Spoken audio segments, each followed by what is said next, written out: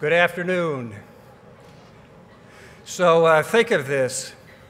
300 years ago, Spain lost Florida. Spain lost Florida. Florida, hot, steamy, a wasteland of mangroves and palm trees.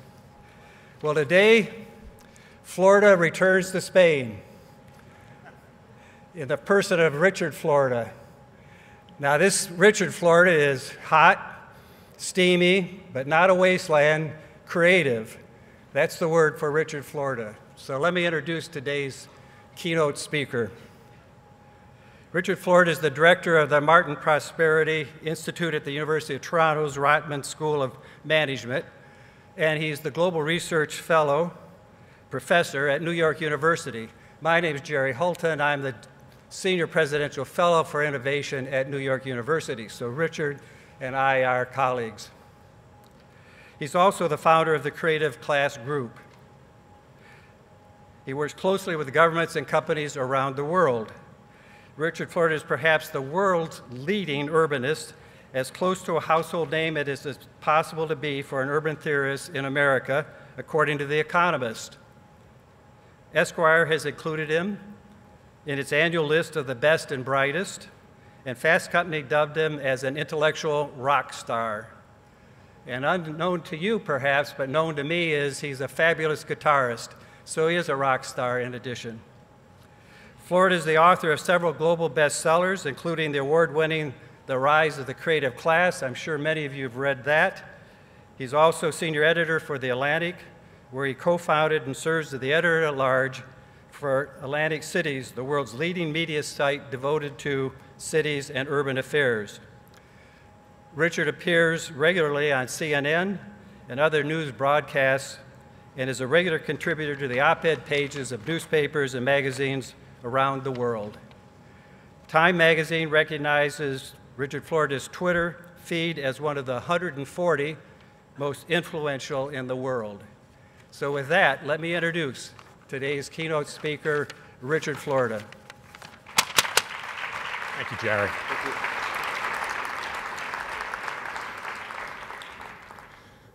Thank you, Jerry, my colleague, for such a kind introduction. It's always just spectacular to be back here in this magnificent city of Barcelona. You know, I think of all the writing and research and talking I do about, well, not just the smart city, but what I call the creative city. And there really is no place in the world that I can think better reflects this intersection of the creativity of people, from the arts to culture and now technology, combined with a spectacular use of natural amenities, a spectacular waterfront, now renovated and refurbished, not only with hotels and restaurants, but with technology and innovative companies leading this charge to build the smart city and smart metropolis of the future. It's amazing if you think back. My first visit to this city was in 1985, when I was starting off as a professor in Ohio State University. And if you can think about what's been achieved in just this one city in that period of time, it is truly astounding. And the point of fact is, we're just beginning. And that's, of course, why all of us are here. We're just beginning in this shift, this reurbanization, the lifting up of our cities, the return from sprawling suburbs to bustling urban cores, the harnessing of human creative powers, which have always existed in cities over the millennia, but now are clustering and concentrating, in the combination of that with the creation of a whole new world of smart technology, smart machines, and smart infrastructure. You see, we're really dealing with the intersection. No, we're dealing with the coming together of two great revolutions. And that's what I want to talk about today, and help all of us get a little bit more perspective. Take the big picture and try to drive it home. You see, on the one hand, we're going through an economic revolution as we shift from an older, industrial, raw materials-driven, factory-powered economy to a new kind of economy. A smart, knowledge-based, intellectually powered, innovation-driven, creative economy on the one hand, and at the same time a second coincident revolution, a movement away from the old sprawling, spread out, distributed, suburban metropolitan form to a new wave of reurbanization and the rise once again of density, of clustering, of concentration, and of great cities. It's been a tumultuous time. If I scroll back in my mind's eye, from the first time I visited this great city as a 25 or 26-year-old young professor to now, you think about what's happened in that time, not just here in Barcelona, throughout Europe, North America, the United States, Asia. You think about what's happened to our world economy. Well, in that short time, we've seen our world move from an analog world connected by telephones and radios and televisions to a fully digital world where we are completely and seamlessly connected to one another. The rise of all sorts of new transportation infrastructure, the rise of a global world, of a truly global world where not only capital, but people flow seamlessly across borders. The movement back to cities, the dawn of the knowledge age. But it's been a terribly disruptive time. At the same time that we saw the rise of technology, we saw our technology economy crashed several times. A major crash in 2001. We've seen the rise of not only global good guys, but global terrorism, terrorist attacks around the world. We saw a massive economic and financial catastrophe strike our world, from which this city and this country and so many others are still just beginning to recover. You see, the crisis that we have lived through and are now recovering from is not epiphenomenal. No. This isn't your typical business cycle realignment. And you know, if you read the news media, a great wake-up is occurring among our thought leaders. If you read very closely, not only Mr. Bernanke, but our new Fed chair, Ms. Yellen, Larry Summers, former Treasury Secretary of the United States, who now is convinced that this is a long, slogging period of recovery. I was just with Larry at the World Knowledge Forum in Korea, where he laid out his thesis about why this recovery will be long. It's not rocket science. And it's not about just the need for reinvestment and re-stimulation and a new role for monetary policy. We are living through one of the greatest economic transformations of all of human history. I call it not a great recession or a great depression, a great reset. We are between two orders. The old industrial, sprawling, highway and car-driven, and I hate to term it, dumb, growth model, to a new, we are in that interregnum, that period between when the old order is decaying and the new order is emerging but not fully born. The rise of a new order, a new economic paradigm, a new growth model, which is smart, which is technology-driven, which is innovation-fueled, which is defined by knowledge and creativity, but takes place in clustered and concentrated, in dense and thriving cities and urban areas. That's what the crisis represents. It's not a crisis of financial shenanigans and mortgage-backed securities and all complex financial derivatives. It's a crisis of growth models. An old growth model, a dumb growth model that can't deliver the goods, and the rise, hopefully, through our work together, through your work, in companies and nonprofits, NGOs, academic institutions, in the private sector, to begin to build this new order. Now, In my book, The Great Reset, I was able to go back and look historically at other great periods of crisis and recovery. How do we move from crisis to new order? How do we shuck off the old ways of doing things and begin to grow again? Well, the first thing I discovered is that history in our mind's eye looks short. If you look back at the Great Depression of the 1920s and 30s, if you look back before that at the Long Depression and the Great Crisis of the late 19th century, you'll find something quite startling. The way we shift from crisis to recovery, the way we begin to put in effect a new growth model that can drive us out of crisis, is a generational event. It takes on the order of 30 to 40 years to shift from an old economic paradigm to a new one. You know, Paul Krugman and Larry Summers are now talking about we are stuck in an age of secular stagnation. The natural tendency of capitalism, they are arguing in the pages of the Financial Times and the New York Times and the Wall Street Journal, is mild to modest to extreme depression. Don't believe them. We've heard this before. Just when Keynes was writing in the United Kingdom, the American Keynes, Alvin Hansen, was writing at Harvard. And he argued that the natural state of our economy was secular stagnation. The natural state of capitalism was to stagnate, not to thrive. But of course, we know better. The period of the 1950s and 60s and 70s was the rise of one of the most innovative and productive periods in all of human history. Why?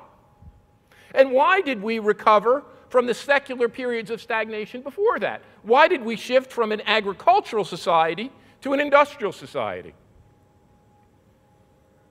For two or three reasons. And they're not the typical suspects. They have nothing to do with monetary policy and fiscal stimulation and the machinations of government policymakers. They are rooted in the fundamental logic of our economies, our urban geographies, and our cities. The first reason was identified by the great economist Joseph Schumpeter. He said that what creates the dynamism of capitalist economies is the rise of new technology. The rise of disruptive new technology that shapes and shifts and puts in motion what he called the great waves of creative destruction that are coincident with the rise of new industries and the transformation and remaking of old industries. It was the rise of electronics and chemicals and steel-making technology and cable car technology and rail technology and subway technology that powered the first great industrial revolution. After the Depression, it was the rise of a new set of technologies, improvements in mass manufacturing, and the rise of auto technologies, more modern electronic technologies, aeronautics technologies that allowed our economy to grow again. The great economic historian, Alexander Field, showed us that the most innovative decade of the 20th century was the exact one that the forebearers of secular stagnation said was the most stagnant. The 1930s were the most innovative decade of the 20th century, and we're beginning to see the uptick in innovation again. Even though people are calling it the drowning out of innovation, the stagnation of our economy. Tyler Cowen, my colleague, the great stagnation. We are now beginning to see the dawn. That's why we're here. Of a new era of technology. You know, the great Brian Arthur, the great economist, talks about everything you are working on here. The smart technologies that will change telecommunications, change the way we commute, change the way we drive, change our homes, change the way we manage our cities. As a second industrial revolution, with productivity implications that go far beyond and are far larger as we make our cities smarter and our infrastructure brighter and more information and technology intensive, that will go far beyond what the dawn of early dumb infrastructure of rails and roads and bridges caused. But there's a second factor that none of my economic colleagues focus on, that no one talks about, that's off the table of the discussions in Washington or Brussels or of the World Bank, the IMF, the United Nations, the European Union. And it's the reason we're here and we're talking about smart cities. You see, it's not technology alone that powers recovery. Oh, no. It's fundamental shifts in our growth model, fundamental shifts in the way we live, fundamental shifts in our built environment, fundamental shifts in our cities and metropolitan areas. You see, what gave rise to a functioning system of industrial capitalism 100 years ago wasn't just a technology wave. It was the movement of people from the farms into the cities. It was the construction of a new urban way of life. It was our rail technology and our cable car technology and our sewer and water infrastructure and our electrical infrastructure that created the new way of clustering, the new way of bringing people together that generated innovation and productivity, but also created the demand for the new stuff and material coming out of our factories. It wasn't just Franklin Delano Roosevelt's New Deal that powered the way out of Great Depression. It wasn't just a new role of government in the economy. It wasn't just World War II military mobilization that created growth after World War II. It was the rise of a new suburban growth model. The rise of a suburban growth model, the stretching and decentralization of our cities, the highway building, the infrastructure expansion, the new modes of transport and communication, the filling of our homes with television sets and radios and telephones. A new growth model, a new spatial fix, a new way of living, a new geography. As people moved to the outskirts of metropolitan areas, they bought their own homes, rising from 40 to 45 to 50, to in some cases 60 or 70% of our population, depending on which country you live in, being homeowners. They bought cars and televisions and radio sets and stereophonic systems and air conditioning units and washing machines and dryers, powering and creating demand, driving up wages for factory workers, and driving forward the recovery. Now, the reason we're here today, and you might not see it, few people do, it's hard to see a paradigm shift. It's hard to see a fundamental economic transformation when you're living through it. It becomes all so much clearer looking back in history through the mind's eye. You see, the reason we're here is we're living through an even greater economic transformation than both of them. We are living through the greatest economic transformation of all of human history. And let me tell you why. You see, from all of human history before us, that recovery of after the Great Depression and that period, that short period of great growth, creation of a global middle class, at least in the advanced countries. If you even think back to the Industrial Revolution that Adam Smith and David Ricardo and John Locke and Karl Marx wrote about, and if you think back even longer than that, if you cast your gaze back through the millennia, you'll note that for all of human history, wealth was created through a very simple formula. We got wealthy, we grew more productive, we developed thriving communities and societies and ultimately nation states based on our ability to locate around and utilize natural resources and raw materials. Initially, we began to locate in small little settlements around fertile riverbeds and deltas, just as in Barcelona, around natural ports and harbors. And we began to cull and cultivate those raw materials. We began to settle in agricultural towns. We began to trade with one another. And then the great Industrial Revolution hit. And we increased our productivity in ways no one could have imagined. 100, 200, 300-fold. We extended our lifespans, doubling the expectation of human life. We created wondrous wealth and wondrous productivity no one of our forebears could have even dreamed of. But we didn't really change our growth model. We continued to grow, we continued to gain by taking those raw materials, in this case coal and iron ore, water power to create steam, petroleum to create energy. And we took those raw materials and we combined them with what? A massive input of human physical labor.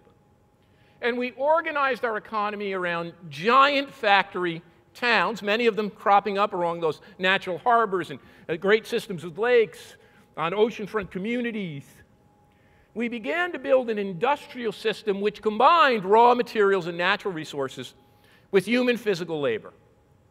Economists had a simple formula that they told us was the growth formula: land, labor, and capital. If you took land and combined that with physical labor, the backs and brawn and strength of men, immigrants streaming in from the agricultural areas in the United States, streaming in from Europe and the rest of the world, and you combine them with investment in technology, you could achieve growth. That model is broken. For the advanced countries, it no longer holds. The advanced countries are going through and have gone through a shift equivalent to, and I would argue more far-reaching than the shift from the agricultural system to the Industrial Revolution. By about the middle of the last century, in the advanced countries, Europe, North America, Asia, as we became industrial powers, we continued to produce agricultural goods with a shrinking share of our workforce. Today, in the advanced countries, between 1% and 5% of the workforce works in agriculture. Same thing has happened in industry. In the advanced countries today, perhaps 20% of the workforce, at most, works in the wide range of blue-collar physical industries that once employed nearly all of us. And that's not just manufacturing and direct production in industry.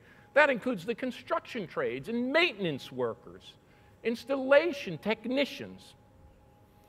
In the United States today, the country of my birth, or in Canada, where I live part-time, roughly 5% of the workforce is engaged in direct production and manufacturing. Now, our economies did not collapse.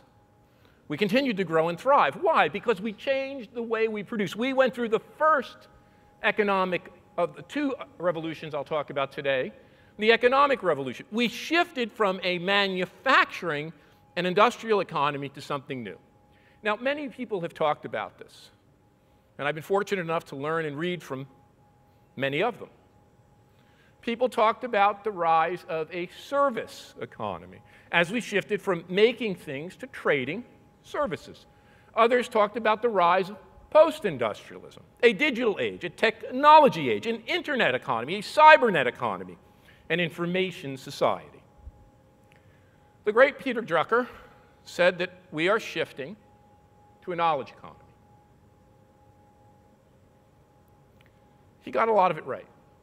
There is no doubt that the kind of economy we are moving to is information intense, is technology driven, and is powered by knowledge. But there's something deeper than lies even behind our quest for smart technology and smart cities. And that's what I've been able to focus my own research and thinking on. You see, it's not the information we create that powers our economy. It's not the knowledge that is poured into our heads as kids or we accumulate over a lifetime. It's not the technologies that we generate. It's not even the smart technologies that we build that stand at the fundament of this new order. There's something deeper and more basic. The great psychologist Robert Sternberg, he talked about it this way. He said, if you find a great CEO or great technology innovator, a great entrepreneur, or a great company manager, a great political leader, a great designer, a great musician, or a great artist, and the list goes on, you have found the same kind of person. It's a creative person. But it goes deeper than that. When Marx and the classical economists talked about what powered the old economy, the industrial economy, they said it was physical labor. It was our backs and arms and legs, our physical strength. They argued not only did that power our economy, but it was our physical skill, our artisanal skill, in the small shops of Barcelona or Madrid or in Milan, throughout Germany and in the industrializing quarters of the United States. It was that physical talent that distinguished human beings from other species. But they got that wrong. It's not our physical talent that distinguishes us from other species. It's something far deeper. It's not only something that the great artist and great engineer, great technologist and great CEO, great musician have. It's something that each and every one of us share. It's something you see in every little boy and girl on a playground, in your own kids and grandkids. It's something that each human being has. What differentiates us from other species and what powers our economy is this characteristic we all share, our human creativity. That's the stuff that powers our economy. And that's what's changed. If you scroll back a century in time, most of the people here in Barcelona, throughout the major commercial centers of Europe and North America and Asia, we worked on farms. More than 50% of us were employed in agriculture. A growing number of us were moving to the city, taking up work in those manufacturing and industrial shops and facilities. Less than 5% of us were members of the creative class. Scientists, technologists, entrepreneurs, managers, professionals, technologists, arts, culture, design professionals. By the year 1950, we had become a manufacturing, blue-collar economy. Now 50% or more of us, depending on which country or which city we lived, worked in or around factories. 5 or 10% of us worked on farms. Less than 10% of us worked in the creative economy. Beginning in 1980, the shift begins. Over that time, tens of millions of new jobs are born in the knowledge-based, idea-powered, creative economy. Now, in Spain, a third of the population works in the creative economy. In Canada and the United States, the numbers are about the same. But that's not nearly the top of the distribution. In Singapore, 50%. In the economies of Northern Europe, Sweden, Norway, Denmark, Germany, the Netherlands, and more, 40 to 45%.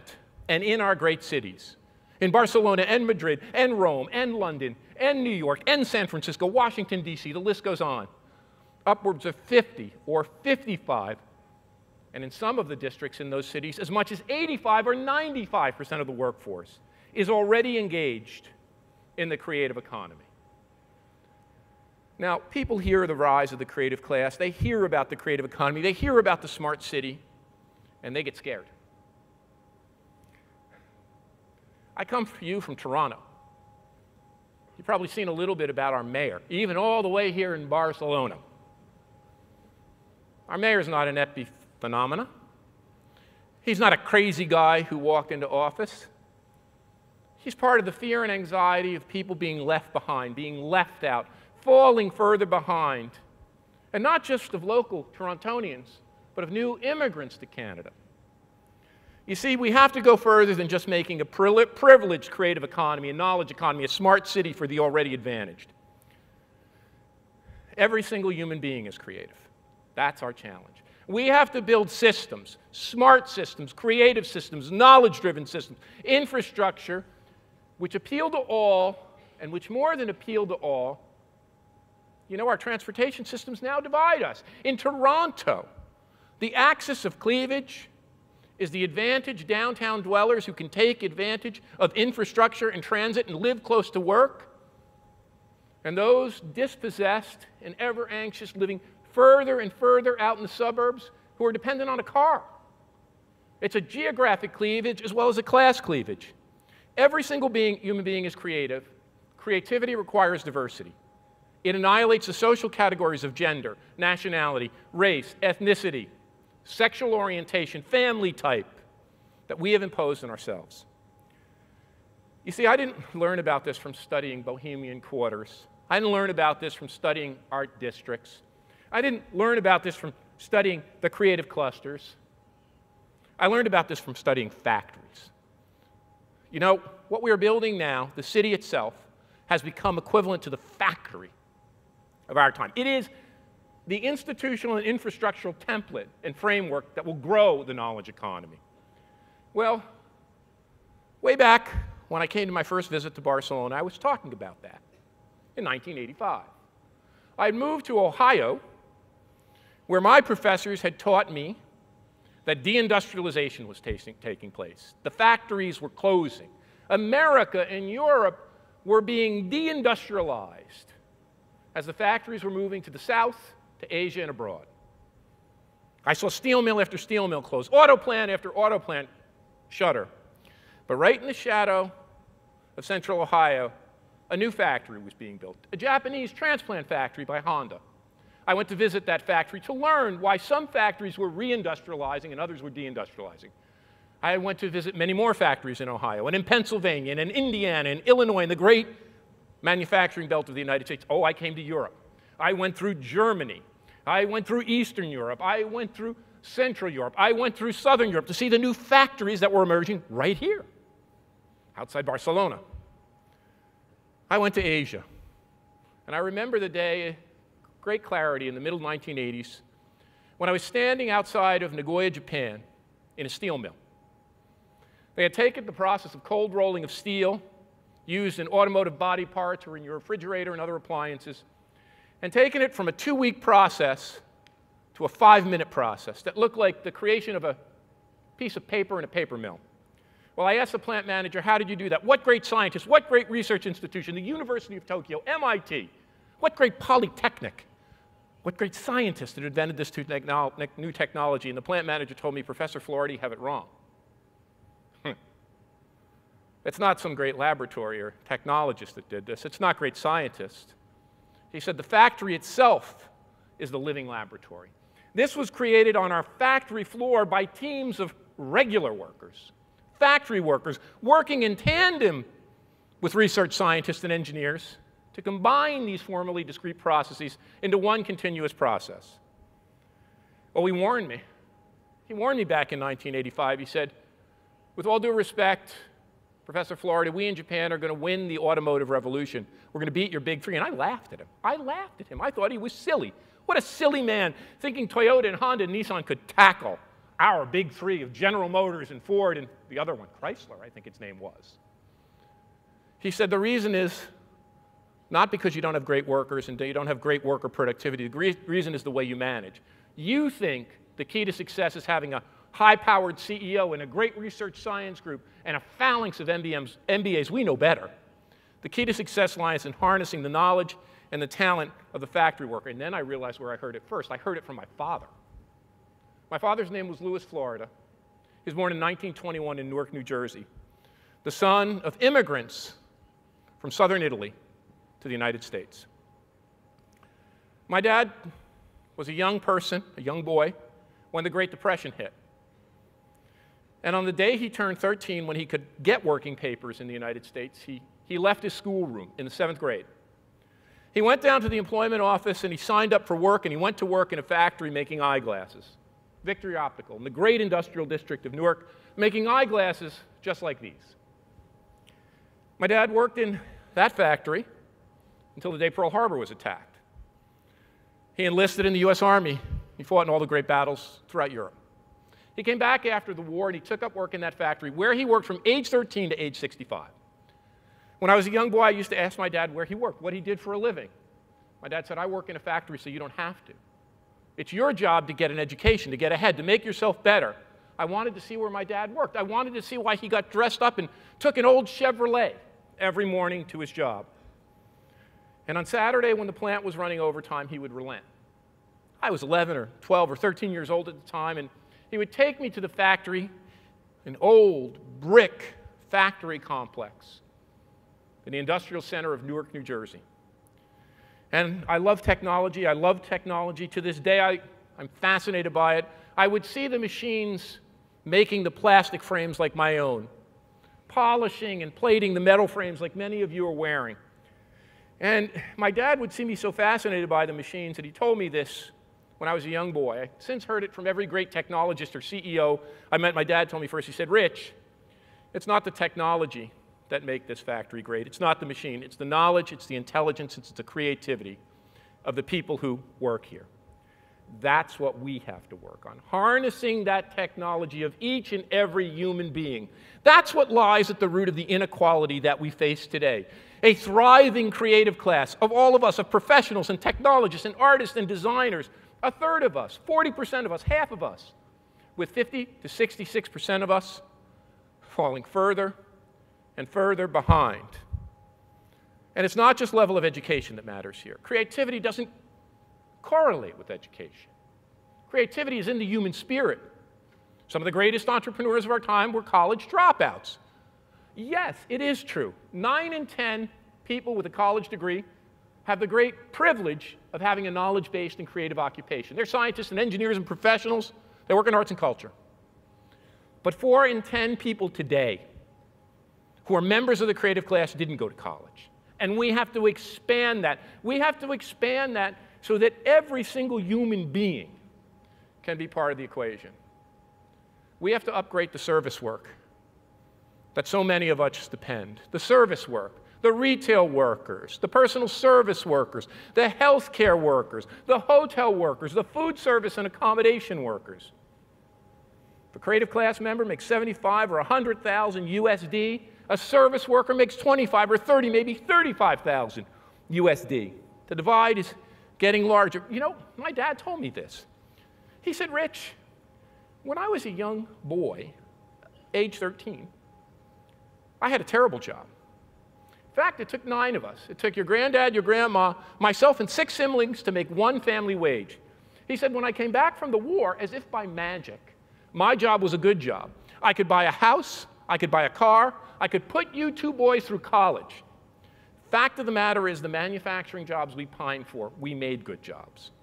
We have to do it again. We have to take what we know from making manufacturing jobs good jobs, from making knowledge good jobs good jobs. We have to make service work good jobs. You know who has the key to understanding how to make our buildings more efficient? You know where those ideas come from? When we studied high-performance factories, environmental sustainability, when I went to the factory floors of the leading sustainable smart companies in the world, what did I discover? It wasn't just sensor technology and automation that made them more efficient. It wasn't end-of-the-pipe solution. It was empowering factory workers to install drip pans, to develop more efficient and leaner and more sustainable and environmentally factory processes. That janitor who walks around the hallways at night, that janitor who understands which windows are open, which systems can be improved, empowering our service workers, making them work together with technology. That's the key to our future, and to creating better jobs, elevating those jobs, making them creative and knowledge jobs. So we are getting through the first part of the transformation. We're getting through the creative transformation. Yes, it will be a struggle. Yes, we have to upgrade some jobs, but that new economic model is in place. It's the second part of the transformation where we're stymied. If the creative knowledge and smart revolution is pushing its way through the old, decaying rubble of the industrial order, it's the second revolution that's lagging behind. Now that's always the case. What first happens is the underlying economic model changes, the underlying source of productivity and growth and of industry organization changes from agriculture to industry, from simple industry to mass production industry, from industrial systems to smarter technology-driven high-tech digital systems today. It's the second part, the infrastructure system, the way we live part, the geography part. It's the urban part that we're struggling with. And that's what we're all stewards of. You see, the knowledge and creative revolution require a new way of living and a new model of economic organization. In the old industrial system, we could be disaggregated. We could be decentralized. We could put branch plants literally anywhere. And when we decentralized and we built roads and built cars and built homes, it helped to push and prime the pump of the basic economic industrial engine. But what do we know about knowledge and creativity and the idea-based innovation thriving knowledge revolution? It is powered by clustering. The basic force of economic growth behind the knowledge revolution isn't just smart individuals, it is the clustering and concentration of individuals in denser, more tightly packed communities, cities. That is the basic fundament of economic growth. That's what the great Jane Jacobs identified. It's not companies distributed throughout the world with great R&D units to power innovation. It's the clustering of people in places like the Silicon Valley or the Boston-Cambridge area, and I could go on. It's the clustering of people and technology together as we combine and recombine, as our urban metabolism, as the folks at the Santa Fe Institute have shown us, as our urban metabolism speeds up, as we interact and connect. It's the same thing behind a great music scene, a great cultural scene. As musicians and artists watch one another and combine and recombine, they form groups, they create new sounds. That competition and collaboration that occurs through clustering. You see, it's no longer factories that drive growth, it's no longer companies. It's the city itself. The city itself, the smart city, the knowledge city, the learning city, the creative city, call it what you like. It's the city itself that is the production and innovation template of our time. And that's what we're building. By hook and by crook, by trial and error, by work and rework, by combination and recombination, we are trying to figure that out. What is the infrastructure broadly? Not just the transportation infrastructure, not just the telecommunications infrastructure, not just the smart energy. What is the human infrastructure that will drive growth? And the challenging fact is that we've been led down the wrong path. You see, people see the rise of the technology-based, innovation-centered digital age, and they say, oh, that's global. That's global. That's a global age. We're all becoming part of a global society. We're all moving out. The world is becoming more decentralized. The world is flat. The world's flat. The world is a single, homogeneous template where people in industry can plug and play from wherever they are. Call center in the middle of India or the Philippines. Manufacturing taking place in China and Asia. Geography is dead. Distance been overcome. We don't need cities anymore. That's what our pundits tell us.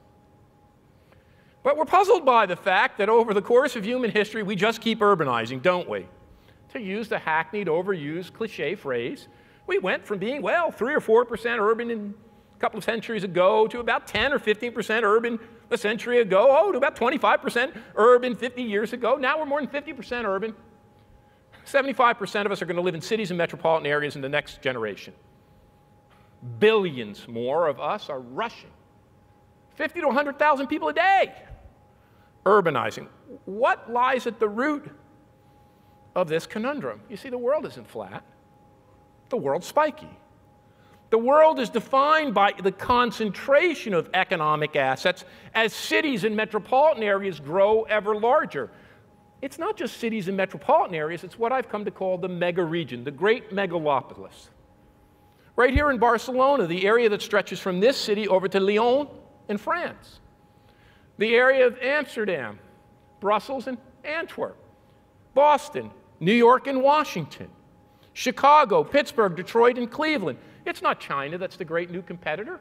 It's the concentration of economic activity in Shanghai and Beijing. It's not India that's part of the so-called BRICS economy. It's the concentration of economic assets around Mumbai and Bangalore. 40 megaregions, people. 40 megaregions like this, of which about 9 are in Europe. Antwerp, that area is the #1. London is quite big. The Barcelona, Lyon, 600 billion in economic assets, 25 billion people. The area around London, over 1 trillion. These 40 megaregions, which house less than 18% of our population, produce 2/3 of our economic output. 2/3 of our economic output, and 9 in 10 of all the world's innovations. That's the infrastructure template we have to start to think about. If the city itself was the birthplace, the organizational template, the infrastructure paradigm of the great shift from agriculture to the early industrial age, the rise of that city, which used to be a walking city, now with horses and buggies and streetcars, and ultimately cable cars and subways and rail lines, as its borders expanded from less than a mile to a couple of miles to maybe 5 miles, creating a new pattern of more concentrated settlement. after the Depression, the rise of the suburban metropole. The suburban metropole, now extending from the core until a band of suburbs. My wife Ronna is here. She's from the greater Detroit area. They couldn't even think up street names. They just named it 2 Mile and 3 Mile and 4 Mile and 5 Mile and 6 Mile and 8 Mile. M&M made that 5 mile. And 9 Mile and 10 Mile and 11 Mile. They named the roads by the mile markers, all the way out to 20 and 25 plus miles. As that great metropole, now housing 1 million, 2 million, 3 million, 4 million, 5 million, 6 million, 10 million.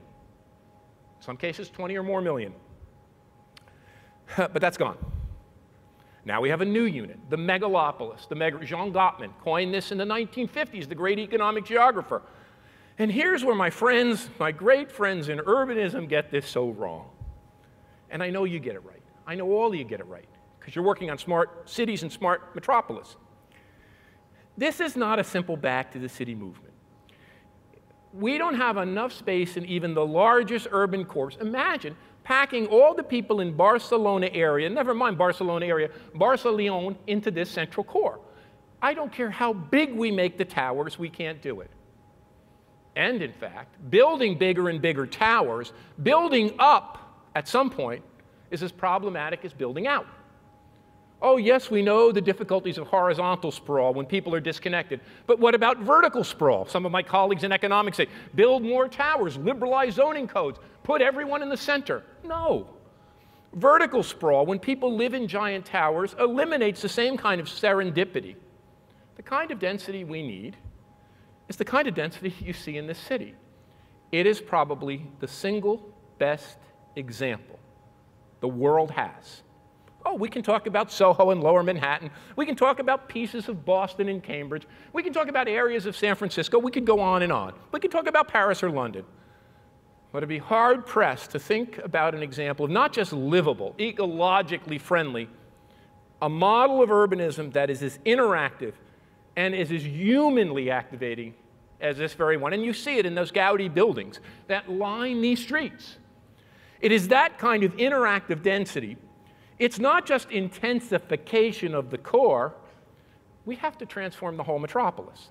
The bigger challenge is not rebuilding our center cities. You know, Alan Ehrenholt, the great urban house, talks about the great inversion, the movement of affluent and talented people in capital to the urban core, and the spread of poverty and dislocation and disadvantage out in the suburb. You see, our biggest challenge is remaking the faltering parts of our new environment. The faltering parts of our new environment are now no longer just in the city. They're in our suburban periphery. But it's not just enough to build up the Barcelona metropole, or the London metropole, or the Tokyo metropole, or the New York metropole. And I could go on and on, the Paris metropole. We have to build functioning megaregions, and this is a big challenge. As we not only intensify, we have to extensify. This is how economic growth proceeds through all of human history. The intensification of human activity and of land use at the core, and the coincident spread and stretching of boundaries in an integrated, larger city-state. That means massive investment in infrastructure. That means investment in the kinds of transformative infrastructure, well, you've seen it work right here in Spain. The onset not only of great airports and great roadways that are smarter and can be driven better, smart cars, driverless cars, high-speed rail networks. High-speed rail networks that connect disparate parts of an urban environment. And we not only have to do this with technology, we have to empower people. And here's, if I talk to you about the divide that's happening between the socioeconomic classes, between the thriving knowledge class and the falling behind service class, and the need to make our jobs better, our urban areas, our city areas, are giving rise to another kind of divide. We are sorting ourselves by not just our ethnicity or our nationality or our sexual preference, not just by who we vote for, if we're conservative or liberal. We are sorting ourselves by our skills and our abilities. As this basic clustering force drives so many of us to locate near other productive people. That's at the bottom of it. As we locate around other productive people, we spur innovation and productivity. We are getting clusters of advantage and clusters of disadvantage. side by side. Now, in Toronto, what that resulted in was a dysfunctional, incompetent mayor. In London, it's erupted in riots. And it's not the only city that has seen riots. Many more have seen this kind of rioting, and it will continue. As I wrote in Rise of the Creative Class, it is not the factory that's the source of class struggle in our time. It's the city itself. It's the city itself. Its place has become the core organizing unit of our economy. It's also become the site of increased struggle for economic advantage. And one thing we know, if you're born into an advantaged, clustered part of our metropolis and megaregion, your chances of success are great. And if you're born into a less advantaged part of that metropolis, into an area of poverty, your chances of success. I'm the product of a working class household. My dad had a 7th grade education. No one in my family went to college. I grew up in a working class district, yet I could get a scholarship from my state, New Jersey, and go to our state university. That doesn't happen anymore. Those advantages are built into the nature of our places. So as we work on smart cities, we have to work on cities that not only improve our transportation and communications mobility, but our socioeconomic mobility. Every single human being is creative. And that leaves me with one additional challenge. As we go about our work to building smarter, better, more intelligent, less congested, cities that work, more ecologically friendly. You know, our factories have eliminated waste, haven't they? Many of you come from engineering backgrounds. I've studied factories. They run 24/7 with virtually no waste. In fact, most things used in the factory today are recycled. The full use of human talents and the full use of raw materials and recycling of them. Our cities are giant waste machines. They are giant, Mura, giant waste machines. Lights on all night, parking spaces in cars unused, transportation systems suboptimized, and the list goes on. Homes that are in many of these cities, occupied by the plutocracy, left vacant 50 or 51 weeks of the year. Could you run a factory like that? Our cities have become giant waste-generating systems. So the first thing is that we have to attack the last frontier of waste. If we've annihilated it in our factories, if we've taken it on in our knowledge work institutions, we have to make our cities run efficiently. But in addition to that challenge, which I know you can address, here's one additional one. We have to make our cities more livable places. We can't just make our cities more productive and more business-like places, although that is what's at the bottom of this economic logic. We have to make our cities more livable places. One thing I've learned in my own research is that the greatest cities thrive on what I call the 3 T's of economic growth.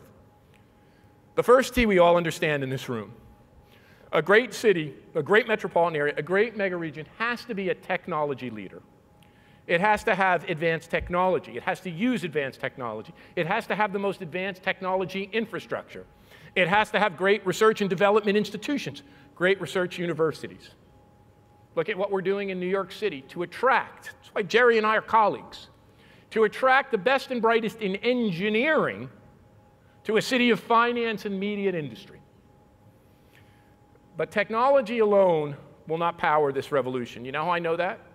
I lived for nearly 20 years in Pittsburgh, Pennsylvania, a city that was on the frontier of technology along with my wife's hometown, Detroit. Cities that were at the cutting edge, the Silicon Valleys of their time. The Silicon Valleys of their time. Only to see that technology and industry move away. Because technology is mobile. What I found out when I was teaching in Pittsburgh is even the patents we created, innovations we created in Pittsburgh, were being more used in the Silicon Valley or Tokyo than they were in the hometown of Pittsburgh. The second T is talent. Talent. A great city has to be a generator of talent. It has to be a place that creates talent, that nurtures talent, that has great education, that develops creative faculties in human beings, that harnesses that creativity. The unfortunate thing is that talent, too, can move. I used to say in Pittsburgh, our greatest export wasn't steel, it was our talented and creative people. You've seen that in your own towns. As people who are educated in one area move to another. And that leads me to the third T, tolerance. A place that is open-minded and diverse, that welcomes the creative talents of all, that doesn't care what race or ethnicity or gender or sexual orientation, that can harness that creative impetus, technology, talent, and tolerance, and it comes together in a city. So while we're working on smarter cities and more technology-driven cities and cities, automated cities, cities with better sensors, we have to work on the second dimension, quality of place. No amount of smart technology is going to make another Barcelona, is it? There is a place that we're all in that exemplifies quality of place, not quality of life. It's not quality of life we're talking about. It is quality of place. That's what drives this conurbation of technology and talent, of industry and people. As people have choice, the most mobile people that have ever come to my classroom at NYU or the University of Toronto, I have kids from all over the world. When I teach my January term course in Abu Dhabi, I had 1 American, 2 Europeans, kids from Latin America, from Asia, from all over the world coming together as part of one global classroom, attracted to their peers and colleagues. And when they graduate, they're attracted to quality of place. I probe these kids all the time. They are attracted from all over the world, not just to a job, but a place that has a quality of place.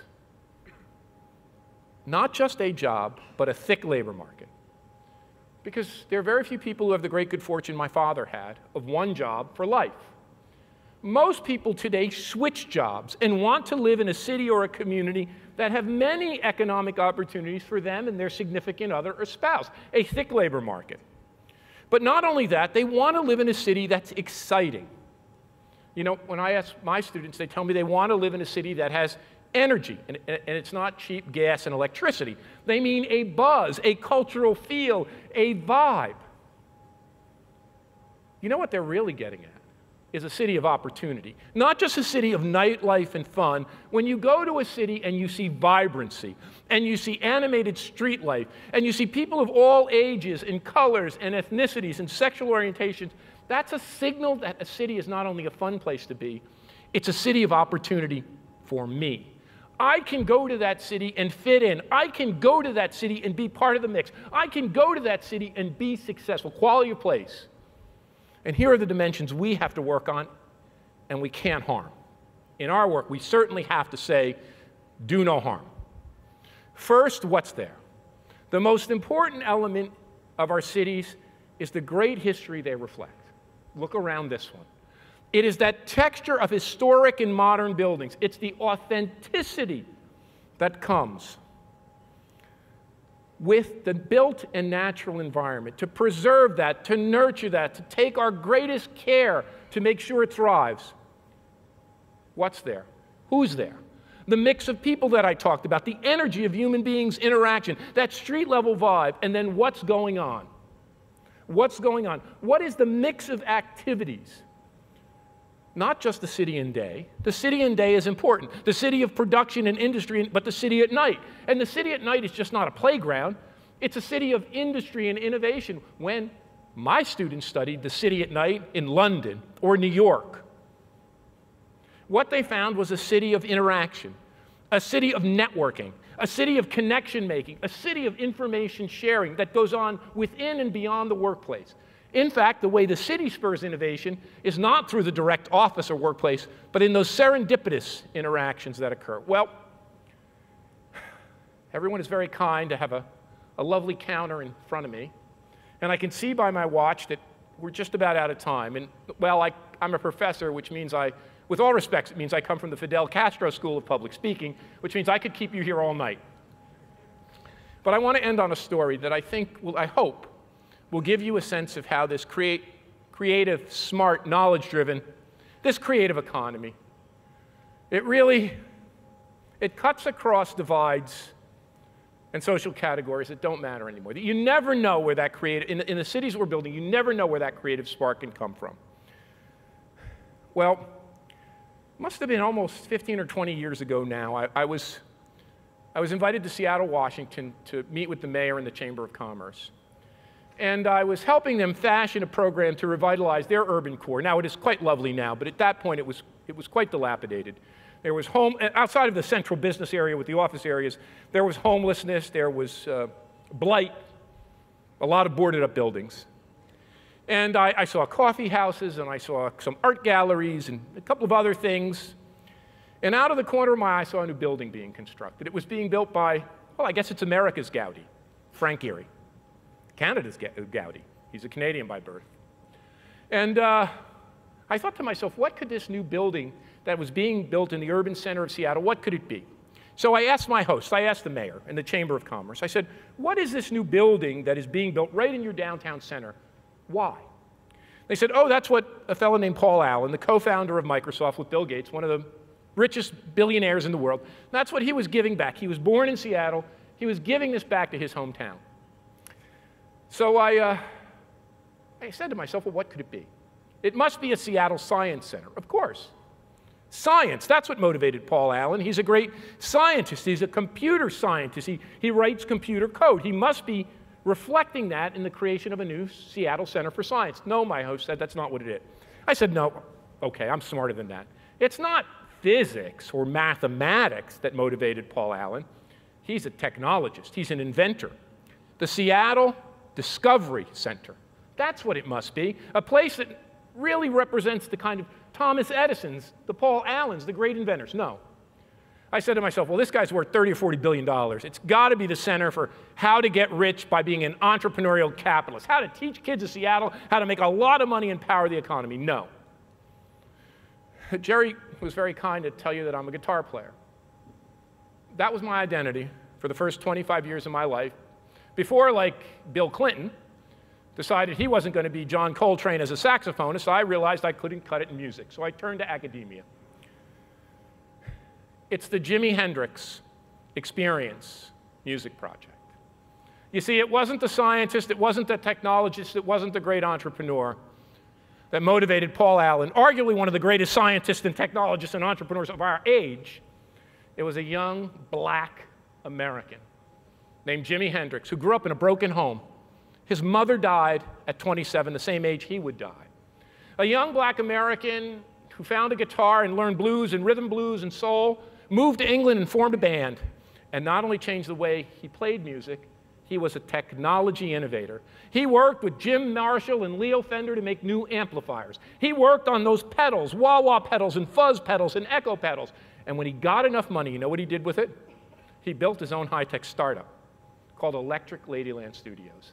He built his own startups where he took the recording studio booths from behind the glass wall, where the engineers controlled them, and he put them out around sofas and comfortable chairs where those whose skill and creativity were the means of production, the musicians, and that's why we have Jimi Hendrix music to this day. It comes out of his great technology startup.